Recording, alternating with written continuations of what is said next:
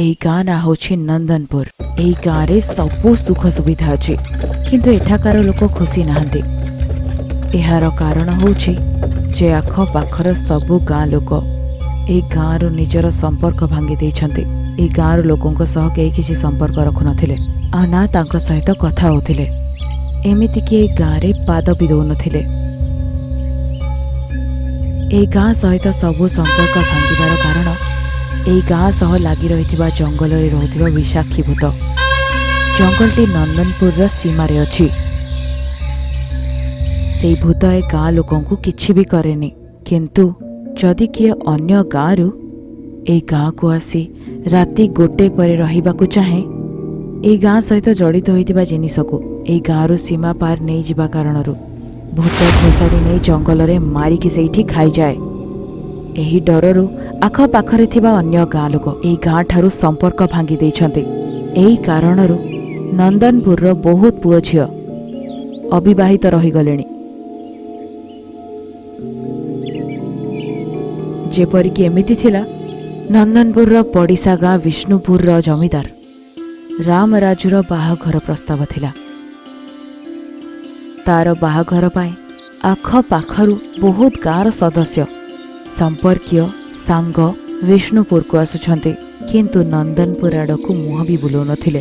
केही ताको आखि बुलेकी भी देखु नाहंती। सहररु रामराजंकर निज भेणेई निज परिवार आउ बंधुंक सह बाहाघर पाई विष्णुपुर आड़कू आसुथिले। अरे महेश, ए समय रे भी आमे घोड़ा गाड़ी रे जाउछु। अरे एटा तो गाँ, एठी खाली घोड़ा गाड़ी ही थाए। देखो ना रास्ता रे केते गाढ़ा अछि, सेथि पई एठी घोड़ा गाड़ी ही व्यवहार हुए। गाँ ठारू किछि दूर रे ही अंधार होई जिबा कारणरु सड़क देखा जाउ नथाए। किछि दूर गला परे घोड़ा गाड़ी तळे फसी गला। गाड़ी अटकिला परे गाड़ी वाला आउ महेश ओल्हेकी देखिले। अरे कौन हेला? जणे नहीं साहेब, देखुछि। साहेब चक्का गाढ़ारे फसी जाइछि, चक्का भांगी गला बोधे। मते अंधारे किछि दिसुनी साहेब। हेले एबे कौन करिबी? साहेब आपण जाई कि से गछ तळे आराम करंतु, मु एबे जाई कि ए चक्काटाकू ठीक करी आसुछि। एतिकी कही घोड़ा गाड़ी वाला चलीगला। एहा मध्यरे महेश देखिला दूर रे गोटे गाँ अछि। मते लागुछि पाखरे कोनोसी गाँ अछि। आज राति रे सेठी जाई कि आराम करि नेबा। ठीक अछि, आमे अंधार रे केते समय रहिबा। चालो से गाँ को चलो आ टिके आराम करिनियो समस्ते। एहा चिंता करी सेमाने सेई गाँ को गले। सेमाने जानि नथिले जे एहा नंदनपुर गाँ, जेउठी विषाक्षी भूत रहुछि। आउ एई गाँ बहिष्कृत। से सेई गाँ रे पाद धोइले। सुनंतु, आमे सबु चौधरी आमे माने विष्णुपुर रे रहुथिबा रामराजुर पुओंकर बाहाघरे जाउछु। सेमाने सबु किछि कहले जहा तांको सांगरे हेला। नहीं, आपण गाँ रे रही पारिबेनी। शीघ्र जानतु जानतु एठू। कौन हेला? काहे की जीवा पई कहउछंती? आपण जानु नाहंती, ए गाँ रो बहिष्कार हेछि। बाहर गाँ रो लोक माने एठी आसी पारिबेनी। सेति पई आपण ए गाँ रे रही पारिबेनी। गोटे बाजिबाकू जाउछि, शीघ्र आपण माने पळांतु। एमिति कहिबेनी, खाली आज राति पई एठी रहिबाकू दियंतु। काली सकाळे आमे एठिरु पळेई जिबा। मते लागुछि बात्या आसुछि। अरे एमाने कथा सुनु नाहंती। पवन को देखि कि तो लागुछि भूत आसुछि। हमकु बड़ बाबू को कहिबाकू पड़िबो। बड़ बाबू आसंतु। एतिकी कही डाकिबा परे बड़ बाबू बाहर को आसिले। बड़ बाबू ए सहर रो आसुछंती विष्णुपुर जीवा पई। एलांकर चक्का खराब हे जाइछि, सेथि पई हम गाँ को आसीछंती। कहिले भी सुनु नाहंती। आपण एठी के कहंतु, से भूत आसी गले आंकु मारी देबे। आम कथा सुनु नाहंती। कौन भूत? सुनंतु, कि भूत विषय रे कहिबार समय नाही। आपण मानक पई गाँ ठीक नुहे। आपण माने पळांतु, पळेई जांतु समस्ते। एते राति रे हमें कोठी जिबा? जीवा पई हम पाखरे गाड़ी भी नाही। ठीक अछि, मोर घोड़ा गाड़ी नियंतु। आपण एठी रहिले से भूत आपणक प्राण नब। शीघ्र पळांतु। गंगाराम, आंकु विष्णुपुर रे छाड़ी दियो। जानिछ ना, गोटे भितरे आंकु गाँ रो सीमा पार करे दियो। ठीक अछि साहेब। ସମସ୍ତେ ଗାଡ଼ିର ପାଖକୁ ଗଲେ। ଚୌଧୁରୀର ପରିବାରକୁ କ'ଣ ହେବାକୁ ଯାଉଛି? ଭୂତ କିଏ? ଆଉ ଏମାନେ ସମସ୍ତେ ଏତେ ଡରୁଛନ୍ତି କାହିଁକି କିଛି ବୁଝାଇ ପଡ଼ୁନଥିଲା। ସାହେବ, ଏ ଗାଡ଼ିରେ କେବଳ 4 ଜଣ ଯାଇପାରିବେ। ଆପଣ 6 ଜଣ କେମିତି ଯିବେ? ଗୋଟେ କାମ କରନ୍ତୁ, ଆଗରେ ବାପା ମାଙ୍କୁ ଏଇଠିରୁ ନେଇଯାଆନ୍ତୁ, ପରେ ଆମମାନଙ୍କୁ ନେଇଯିବେ। ନାହିଁ ସାହେବ, ଏମିତି ହେଇପାରିବନି। ସମସ୍ତଙ୍କୁ ଏକାଥରେ ଯିବାକୁ ପଡ଼ିବ। ସମୟ ନାହିଁ, 1 ବାଜିବାକୁ ଯାଉଛି। 1 ବାଜିଲେ କ'ଣ ହବ? ଆପଣମାନେ ଏତେ ଡରୁଛନ୍ତି କାହିଁକି ମୋତେ କୁହନ୍ତୁ। କହିବି, ଆଗେ ଆପଣମାନେ ସୀମା ପାର କରନ୍ତୁ। 4 ଜଣ ଗାଡ଼ିରେ ଆଉ 2 ଜଣ ଗାଡ଼ି ପଛରେ ବସି ପଡ଼ନ୍ତୁ।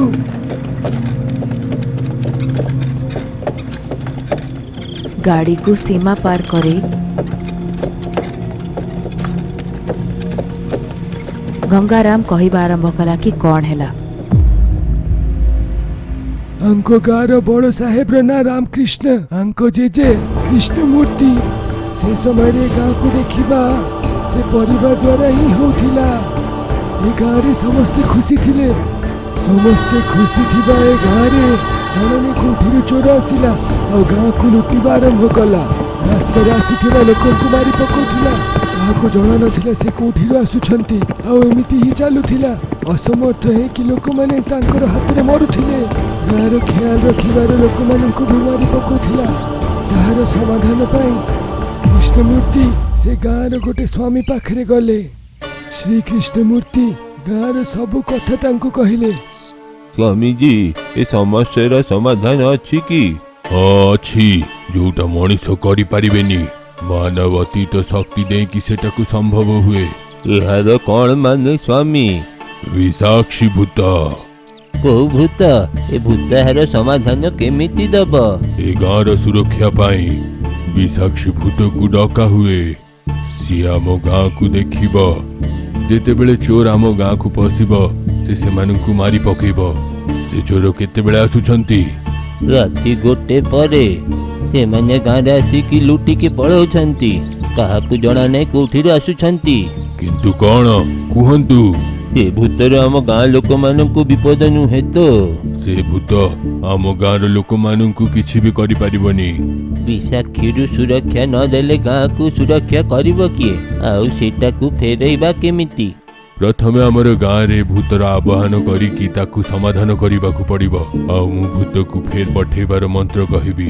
ଆପଣ ଯାଇକି ଆମ ଗାଁରେ, ଆମ ଆଖପାଖର ଗାଁରେ ଗୋଟେ ସୂଚନା ଦିଅନ୍ତୁ। ମୁଁ ସେ ଭୂତର ଆବାହନ ପାଇଁ ପୂଜାର ପ୍ରସ୍ତୁତି ନିଏ।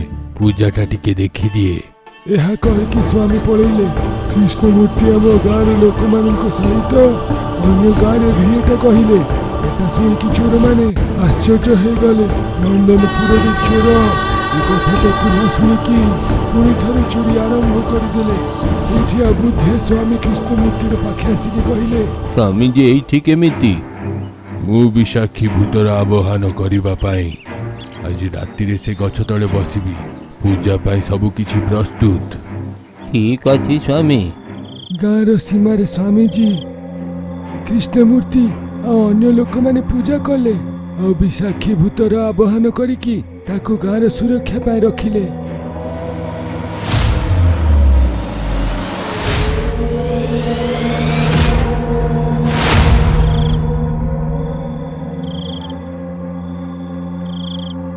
ଏବେ ସେ ଚୋର କିଛି ବି କରିପାରିବନି।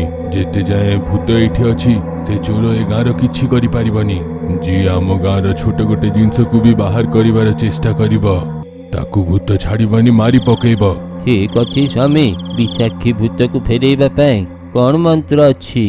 ତାକୁ ମାରିବାର ଗୋଟେ ମନ୍ତ୍ର ଅଛି। ସେ ମନ୍ତ୍ରକୁ ପଢ଼ିକି ବିଶାକ୍ଷୀ ଭୂତର କଣ୍ଢେଇ ବନେଇକି ନିଆଁରେ ପକେଇଲେ ସେ ବିଶାକ୍ଷୀ ଭୂତ ଗାଁକୁ ଛାଡ଼ିକି ପଳେଇବ। କୃଷ୍ଣମୂର୍ତ୍ତି, ମୁଁ ସେ ମନ୍ତ୍ରକୁ ତାମ୍ବା ଉପରେ ଲେଖିଦେବି। ଭଲସେ ତାକୁ ରଖିବ। ଠିକ୍ ଅଛି ସ୍ୱାମୀ। ସମସ୍ତେ ପଳେଇଲେ। ରାତି 1 ହେଉଥିବ। ସେ 3ଟା ଚୋର ଗାଁରେ ଲୁଟ୍ କରିବାକୁ ଆସିଲା। ଗାଁରେ ଗୋଡ଼ ରଖିବା ପରେ ଗୋଟେ ଶବ୍ଦ ସମସ୍ତଙ୍କୁ ଶୁଭିଲା।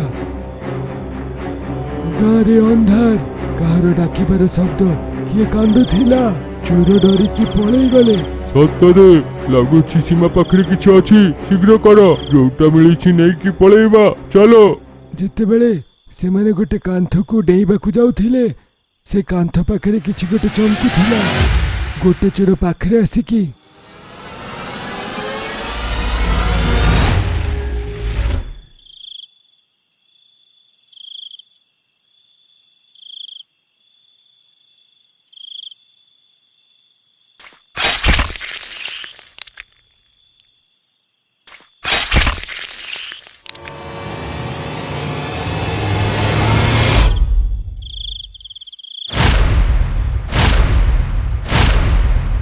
ପହରଦିନ ସେ ଚୋରକୁ ଖୋଜିବାକୁ ଆସିକି ଅନ୍ୟ 3ଟା ଚୋର ବି ମରିଗଲେ। ଏବେ ଯାଏ ଗାଁରେ ଗୋଟେ ବି ଚୋରି ହେଇନି। ହେଲେ ଗୋଟେ ଦିନ ଗାଁରେ ଗୋଟେ ଲୋକର ଦେହ ଖରାପ ହେବା ଯୋଗୁଁ ତାର ଶଳୁ ତାକୁ ଗାଁରୁ ଦେଖିବାକୁ ଆସିଲା। ଭେଣେଇକୁ ଦେଖିକି ଦୁଃଖୀ ହେଲା ଆଉ ଭଉଣୀ ସହିତ କଥା ହଉ ହଉ ଡେରି ହେଇଗଲା। ଭାଇ ଅନ୍ଧକାର ହେଇଗଲାଣି, ଏବେ ଖାଇବିକି ଆପଣ ଶୋଇପଡ଼ନ୍ତୁ, ସକାଳୁ ଚାଲିଯିବେ। ଖାଦ୍ୟ ଖାଇକି ସମସ୍ତେ ଶୋଇବାକୁ ପଳେଇଲେ। ରାତି 1 ହଉଥିଲା। ଜଙ୍ଗଲରୁ ଗୋଟେ ଶବ୍ଦ ଶୁଭୁଥିଲା। ଲୋକମାନେ ସେଟାକୁ ଦେଖିବା ପାଇଁ ଆସିକି ଆଖପାଖର ଲୋକମାନେ ବି ବାହାରେ ଆସିକି ଦେଖୁଥିଲେ। ଶବ୍ଦ ଜଙ୍ଗଲରୁ ଆସୁଥିଲା। ସମସ୍ତେ ସେ ଆଡ଼କୁ ହିଁ ପଳେଇଲେ। କିଛି ଦୂର ଯିବା ପରେ ଶବ୍ଦ ବନ୍ଦ ହେଲା। ଚାରିଆଡ଼େ ସବୁ ଶାନ୍ତ। ହଠାତ୍ ଜଙ୍ଗଲରୁ ଗୋଟେ ହାତ ଆସିକି ରାମପୁରରୁ ଆସୁଥିବା ଲୋକକୁ ଟାଣି ନେଇକି ତାକୁ ମାରି ପକେଇଲା। ତାହାର ତଣ୍ଟି ଶୁଣିକି ଗାଁର ଅନ୍ୟ ଲୋକମାନେ ଡରିକି ପଳେଇଲେ ଆଉ ଘରେ ଯାଇକି କବାଟ ବନ୍ଦ କରିଦେଲେ। ତା ପରଦିନ ଗାଁର ପୁରୁଷମାନେ କୃଷ୍ଣମୂର୍ତ୍ତିକୁ କହିଲେ, କ'ଣ ହେଲା? ଆପଣ ଏଇଠି କେମିତି? ଗାଁର ଲୋକମାନେ ରାତିରେ ଚିଲ୍ଲଉଥିଲେ କାହିଁକି? କିଏ ଚିଲ୍ଲଉଥିଲା? କ'ଣ ହେଇଛି କି? କାହିଁକି ଆସୁଛନ୍ତି? ଯାହା ହେଇଛି କୃଷ୍ଣମୂର୍ତ୍ତିକୁ କହିଲେ। ଆରେ ଏ କ'ଣ ହେଲା? ପାଖ ଗାଁର ଲୋକ ଆସିକି ଆମ ଗାଁରେ ହିଁ ମରିଗଲେ। ବୁଝେ ସ୍ୱାମୀଙ୍କୁ ସବୁ କିଛି କହିବା। ସମସ୍ତେ ଏକା ସହିତ ସ୍ୱାମୀଙ୍କ ଆଶ୍ରମରେ ଗଲେ ଆଉ ଯାହା ହେଲା ସେଟା କହିଲେ। ଆପଣ କହିଲେ ସେ ମରିଥିବା ବ୍ୟକ୍ତିଟି ଆପଣଙ୍କ ଗାଁରୁ ନୁହେଁ। ହଁ ସ୍ୱାମୀଜୀ। କୃଷ୍ଣମୂର୍ତ୍ତି, ଯୋଉଟା ହେଇଛି ସେଟାକୁ ଦେଖିକି ଏମିତି ଲାଗୁଛି ସେ ଭୂତ ଚୋରକୁ ନୁହେଁ, ଆପଣ ଗାଁକୁ ବାହାର ଲୋକ ଆସିଲେ ବି ମାରି ପକେଇବ। ଏବେ ଆପଣ ମୋତେ କୁହନ୍ତୁ କି ମୁଁ ଆପଣଙ୍କ ପାଇଁ କ'ଣ କରିବି? ସେ ଭୂତ ହାତରୁ ଆଉ କାହାର ମୃତ୍ୟୁ ହେବା କଥା ନୁହେଁ। ଆପଣ ବିରୋଧ ମନ୍ତ୍ର ଦେଇକି ସେ ଭୂତକୁ ମାରି ପକାନ୍ତୁ। ହେଲେ ସେ ବିରୋଧ ମନ୍ତ୍ର ମୋ ପରି ଗୋଟେ ସ୍ୱାମୀ ପଢି ପାରିବେନି। ଯଦି ପଢିବି ଦେଲେ ହେଲେ କାମ କରିବନି। ତେବେ କ'ଣ କରିବି ସ୍ୱାମୀ? କାହାଠୁ ପଢ଼େଇବି? ଗୋଟେ 30 ବର୍ଷର ଯୁବକ ବାହା ହେଇଥିବା ଲୋକଟାକୁ ଦେଇକି ମନ୍ତ୍ର ପଢାନ୍ତୁ। ସ୍ୱାମୀଜୀ କଥା ଶୁଣିକି ସମସ୍ତେ ଡରିକି, ବାପରେ, ଆମଠୁ ହେବନି। ଆମେ କରିପାରିବାନି। ଆମକୁ ଭାରି ଡର ଲାଗୁଛି, ଆମେ କରିପାରିବାନି। ଠିକ୍ ଅଛି, ମୋର ପିଲା ରାଘବ ଏ କାମ କରିବ। ଚାଲ ଆଜି ରାତିରେ ତାକୁ ଶେଷ କରିବା। ସ୍ୱାମୀ ଆକୁ ମାରିବା ପାଇଁ ସବୁ ପ୍ରସ୍ତୁତି ନିଅନ୍ତୁ। ଠିକ୍ ଅଛି। କୃଷ୍ଣମୂର୍ତ୍ତି ଆଉ ଗାଁର ଅନ୍ୟ ଲୋକମାନେ ଗାଁରେ ପଶିକି ସମସ୍ତଙ୍କୁ କହିଲେ। ସେଇଠି କୃଷ୍ଣମୂର୍ତ୍ତି ନିଜ ଛୁଆ ରାଘବକୁ ସବୁ କହିକି, ଆମ ଗାଁର ଭଲ ପାଇଁ ସେ ଯୋଉ କାମ କରିଥିଲା ସେଟା ଏବେ ଅଭିଶାପ। ବାପା, ତମକୁ ଏ ପୂଜାରେ ଭାଗ ନେଇକି ଆମ ଗାଁକୁ ଉଦ୍ଧାର କରିବାକୁ ପଡିବ ଆଉ ତାକୁ ଛଡେଇବାକୁ ପଡିବ। ଆଉ କ'ଣ କରିବାର ଅଛି ସେଟା ସ୍ୱାମୀ ହିଁ କହିବେ। ଠିକ୍ ଅଛି ବାପା, ଆପଣ ଯାହା କରିବେ ମୁଁ ସେମିତି ହିଁ କରିବି। ହେଲେ ମୋତେ ଭୂତମାନଙ୍କ ଠାରୁ ଭାରି ଡର। ତାପରେ ସ୍ୱାମୀ ସେଇଠି ଆସିଲେ ଆଉ ରାଘବକୁ କହିଲେ ସେ ଭୂତକୁ କେମିତି ମାରି ହବ। ପୂଜାର ବ୍ୟବସ୍ଥା କରିବା ପରେ ସ୍ୱାମୀଜୀ, ରାଘବ, କୃଷ୍ଣମୂର୍ତ୍ତି ଆଉ ଗାଁର କେତେ ଲୋକ ସେଇଠି ପହଞ୍ଚିଲେ। कशुचिका शिखरग्नि बगबग ज्वालाग्नि विसूचिका प्रयाग्नि बगबग शिखर अग्नि। ମନ୍ତ୍ର ଜପୁଥିବା ବେଳେ ମୂର୍ତ୍ତିକୁ ଆଗରେ ପକେଇବା ବେଳେ ଶବ୍ଦ, ଜୋରରେ ବାତ୍ୟା। ହଠାତ୍ ଆକାଶରେ ବିଜୁଳି ଚମକିଲା। ସାମନେ ଥିବା ଗଛର ଡାଳି ଭାଙ୍ଗିକି ପଡ଼ିବା ପରେ ରାଘବ ଡରିଗଲା ଆଉ ସେ କଣ୍ଢେଇ ଭିତରକୁ ଆସିବା ଆଗରେ ବାହାରେ ପଡ଼ିଗଲା। ବିରୋଧୀ ମନ୍ତ୍ରରେ ପ୍ରବାହିତ ହେଇଥିବା ସେ ନୂଆ ଭୂତମାନେ ଆଉ ଜଙ୍ଗଲରୁ ବାହାରକୁ ଆସିଯାଏ। କୃଷ୍ଣମୂର୍ତ୍ତି କାନ୍ଦୁଥିଲେ କାହିଁକି ତାହାର ଆଗରେ ହିଁ ତାଙ୍କର ଛୁଆ ମରିଗଲେ। ଓଃ, ଏ କ'ଣ ହେଇଗଲା କୃଷ୍ଣମୂର୍ତ୍ତି? ଏବେ ଆମେ ସେ ଭୂତର କିଛି କରିପାରିବାନି। ଏ ବିଶାଖୀ ଭୂତ ଆମ ଗାଁକୁ କେବେ ବି ଛାଡ଼ିବନି। କିଛି ଦିନ ପରେ ଛୁଆର ଶୋକକୁ ନ ସମ୍ଭାଳିକି ସେ ବି ମରିଗଲେ। ସେ ସମୟର ଆଖପାଖ ଗାଁର ଲୋକମାନଙ୍କୁ ବହିଷ୍କାର କଲେ। ତାପରେ ଅବୁଦ୍ଧ ତାନ୍ତ୍ରିକ କେତେଗୁଡେ ତାନ୍ତ୍ରିକ ସାଙ୍ଗରେ ମିଶିକି କେତେ ଚେଷ୍ଟା କରିଲୁ, ହେଲେ କିଛି ଫାଇଦା ହେଲାନି। ତାପରେ ଏ ଭୂତର ଶକ୍ତି ଆହୁରି ବଢିଗଲା। ଏବେ କ'ଣ ସେ ବିଶାଖୀକୁ ମାରି ହବନି ନା କ'ଣ? ଅବୁଦ୍ଧ ସ୍ୱାମୀ କରୁଥିଲେ, ହେଲେ ଏବେ ଅବୁଦ୍ଧ ସ୍ୱାମୀ ବି ନାହାନ୍ତି। ଏବେ ଗାଁକୁ ଠାକୁର ହିଁ ରକ୍ଷା କରିବେ। ମୁଁ ଚେଷ୍ଟା କରିବି। ଆମର ମନ୍ତ୍ର ଜାଣୁଥିବା କାକି ପାଇଁ କିଛି ବି ଅସମ୍ଭବ ନୁହେଁ। ତାଙ୍କ ସାଙ୍ଗରେ ମୁଁ ଦେଖା କରିକି ସବୁ କଥା କହିକି ଏଇଠି ନେଇକି ଆସିବି। ଆପଣ ବାହାଘରେ ଯାଆନ୍ତୁ ବାପା, ମୁଁ ପରେ ଆସୁଛି। ଏତିକି କହି ମହେଶ ମାମୁଙ୍କୁ ବିଷ୍ଣୁପୁରରେ ଛାଡ଼ିଦେଲା। ସେଇ ଗାଡ଼ିରେ ମନ୍ତ୍ରବାଲି କାକିଙ୍କ ପାଖକୁ ଯାଇ ଯାହା କିଛି ଘଟିଥିଲା ସବୁ କହିଲା। କାକି, ତମକୁ ଯାହା ହେଲେ ବି ତାହାର ରକ୍ଷା କରିବାକୁ ପଡ଼ିବ। ଠିକ୍ ଅଛି, ମୁଁ ଆସିବି, କିନ୍ତୁ ଯଦି କିଛି ସମସ୍ୟା ଆସିଲା ତେବେ ସେଇ ସମସ୍ୟାର ସମାଧାନ ଖୋଜିବା କଥା, ଅଧିକ ସମସ୍ୟା କରିବା କଥା ନୁହଁ। ଦୁଷ୍ଟ ଆତ୍ମାଙ୍କ ସହ ଏମିତିଆ କାମ କରିବା କଥା ହିଁ ନୁହଁ। ହଉ ଛାଡ଼, ଯାହା ହେଲା ହେଲା। ପ୍ରଥମେ ଯାଇକି ସେଇ ଗାଁକୁ ରିକ୍ଷାସୀ ଭୂତ ଠାରୁ ବଞ୍ଚେଇବାକୁ ହବ।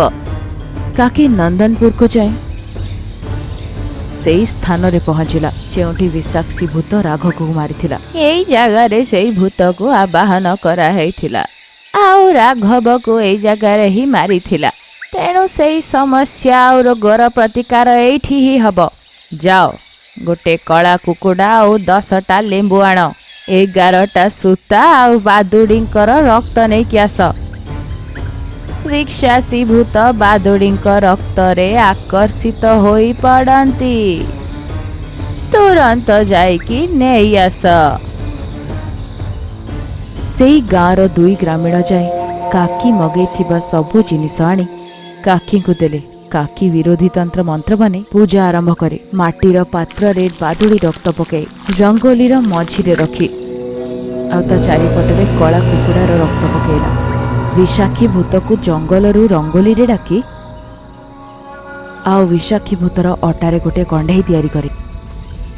ସେଇ ଗାଁର ଜଣେ ବୃଦ୍ଧଙ୍କ ହାତରୁ ଅଗ୍ନିରେ ପକାଇ କାକି ମନ୍ତ୍ର ପଡ଼ିବା ସଙ୍ଗେ ସଙ୍ଗେ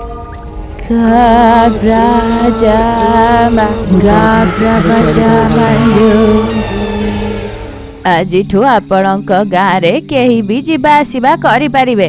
ଆଜି ପରଠାରୁ ଆପଣଙ୍କ ଗାଁକୁ ଭିକ୍ଷାସୀ ଭୂତଠୁ ଆଉ ଡର ନାହିଁ। କେବେ ବି ଗୋଟିଏ ଖରାପ ଆତ୍ମା ଆମ ସମସ୍ୟାର ସମାଧାନ କରିପାରିବ ନାହିଁ, ମନେ ରଖିଥା। ଏହା କହି କାକି ସେଇ ଜାଗାରୁ ଚାଲିଗଲେ। ମହେଶକୁ ବଡ଼ବାବୁ ଗାଁ ଲୋକ ଧନ୍ୟବାଦ ଜଣାଇଲେ। ମହେଶ ସେଇ ଜାଗାରୁ ବିଷ୍ଣୁପୁର ଚାଲିଗଲା। ସେଇଦିନ ପରଠାରୁ ନନ୍ଦନପୁର ଗାଁ ପଡ଼ିଶା ଗାଁ ସହିତ ଭଲ ସମ୍ପର୍କ ରଖି ଚଳିଲା।